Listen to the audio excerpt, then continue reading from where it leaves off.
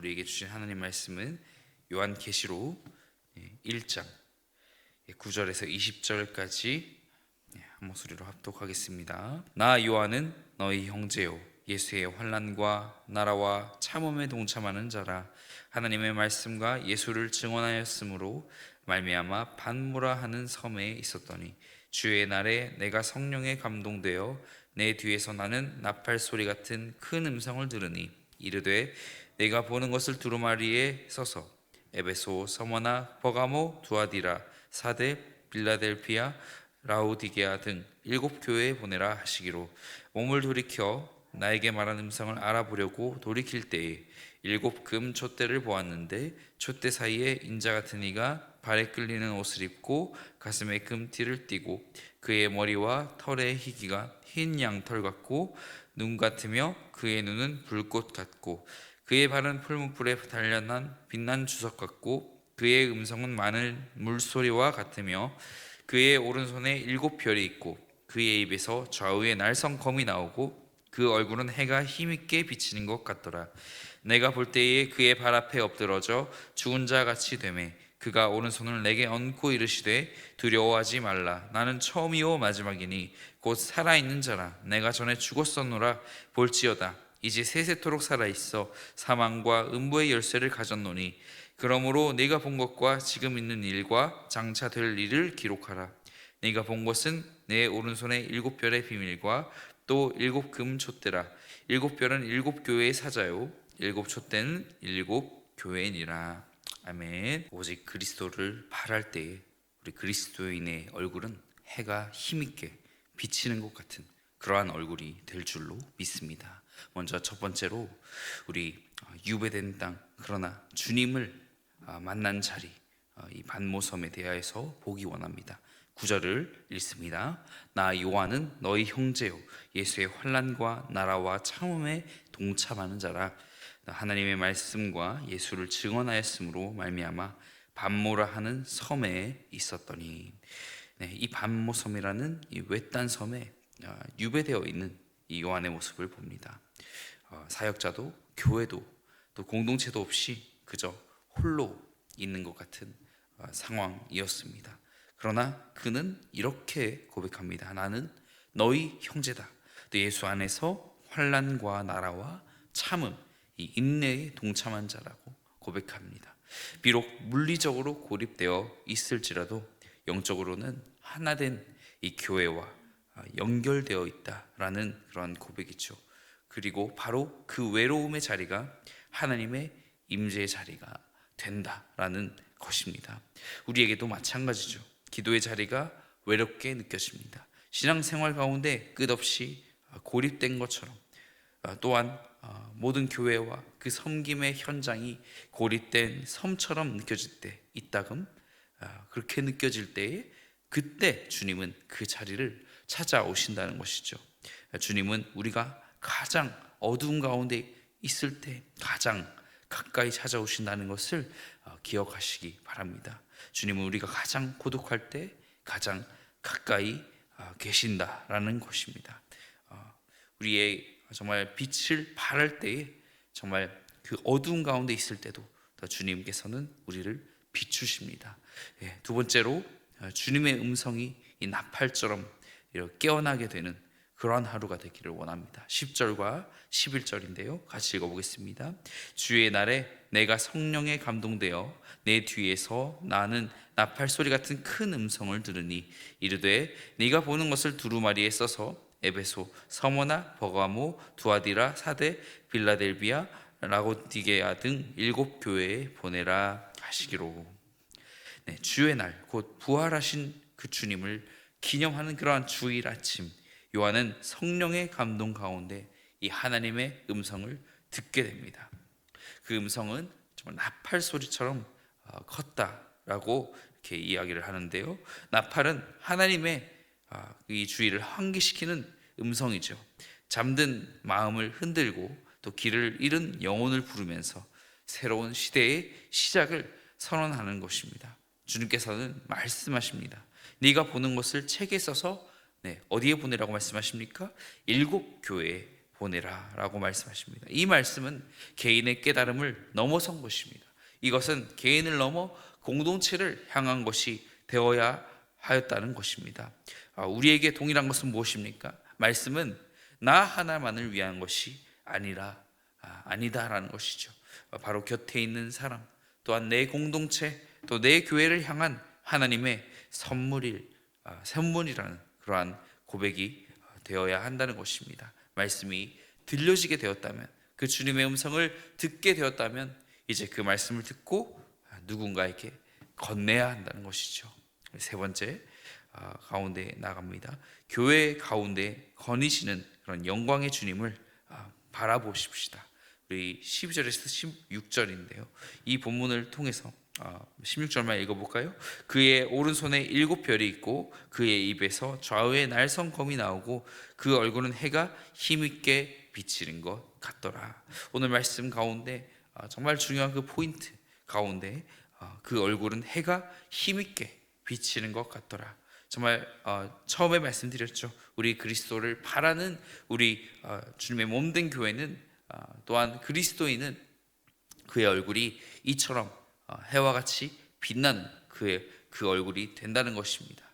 요한이 뒤를 돌아보았을 때 7 금촛대 사이를 거니시는 인자 같은 이를 보게 됩니다.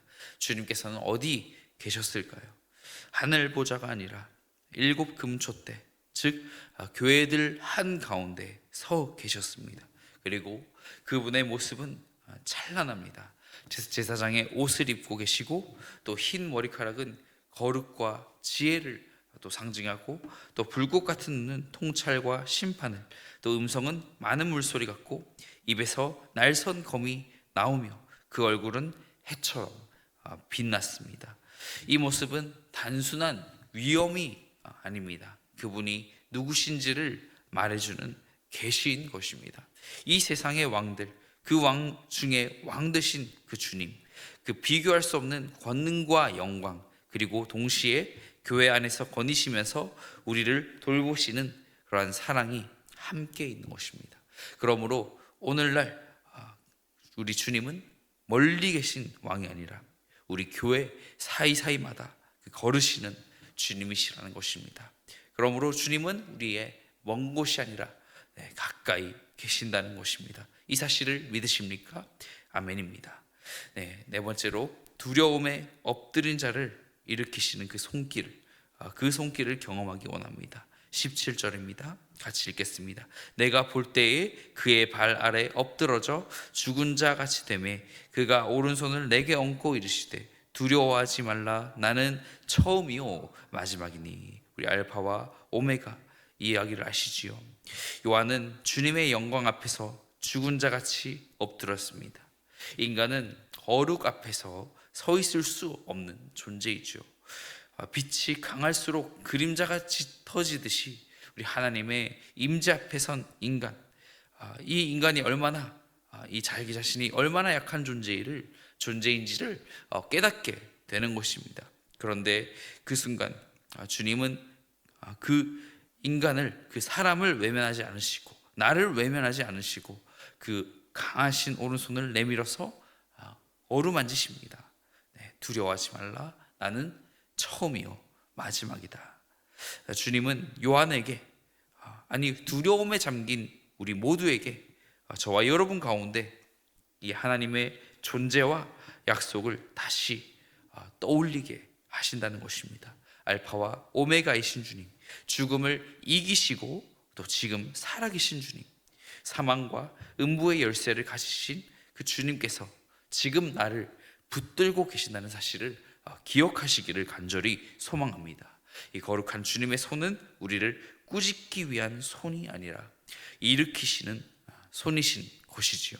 우리 마지막 다섯째, 교회를 아시고 이 교회를 붙드시는 주님을 우리가 만나기를 원합니다. 19절과 20절인데요.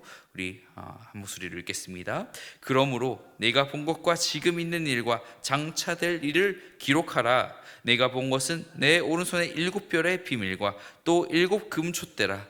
7별은 7 교회의 사자요 7 촛대는 7 교회니라. 아멘. 이렇게 요한이 보는 환상은 단지 지금만을 위한 것이 아니에요. 우리 과거, 현재, 미래에 걸친 하나님의 이 계획을 담고 있습니다. 그리고 이 환상의 해석이 이어지는데요. 일곱 별은 일곱 교회의 사자들, 지도자들을 의미합니다. 그리고 일곱 촛대는 아까 말씀드렸듯 일곱 교회 그 자체인 것이죠. 그렇다면 주님은 교회가 어디 있는지 아시고 또 교회 안에 어떤 사자들이 있는지도 아시며 그들을 친히 붙드시고 계시다는 것입니다. 교회의 역사도 마찬가지죠. 오직 주님께서 세우시고 이끌어 오셨다는 것입니다. 오늘 이 말씀은 우리의 교회를 향한 하나님의 마음을 보여줍니다. 주님은 우리의 교회를 잊지 않으신 줄 믿습니다. 내가 속한 공동체를 외면하지 않으십니다.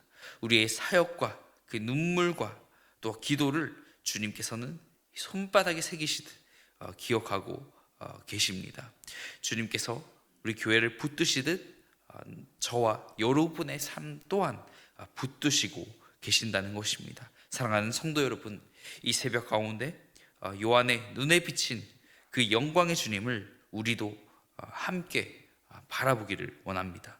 그분은 단지 하늘에 계신 하나님이 아니시라 또한 고립된 섬에도 찾아오신 주님, 교회 한가운데 거니시며 살피시는 주님, 또 두려움에 엎드린 자를 만지시는 주님, 그리고 지금도 우리의 교회와 삶을 붙드시고 계시는 살아계신 하나님을 우리가 선포합시다. 지금 여러분이 처한 삶의 자리가 혹 고독의 밤모섬처럼 느껴지십니까?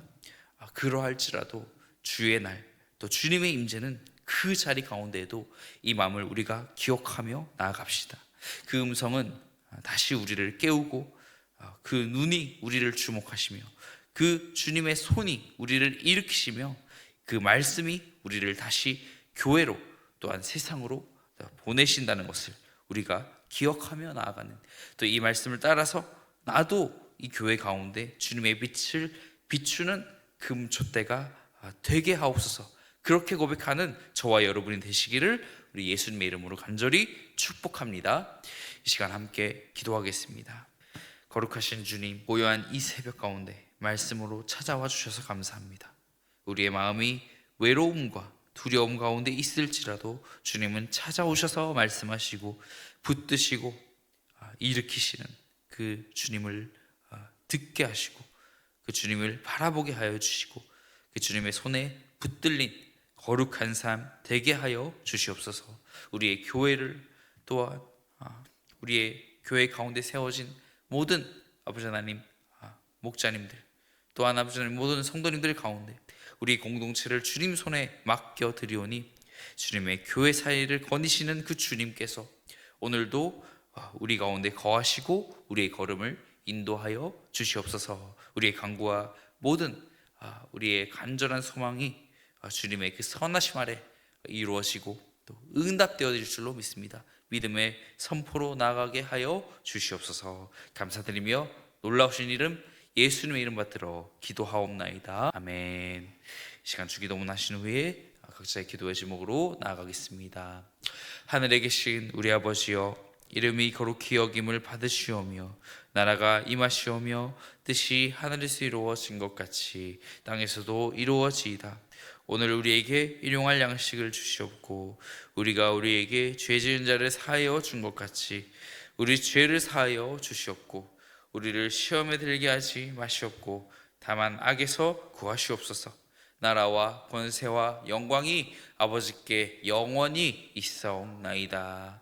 아멘.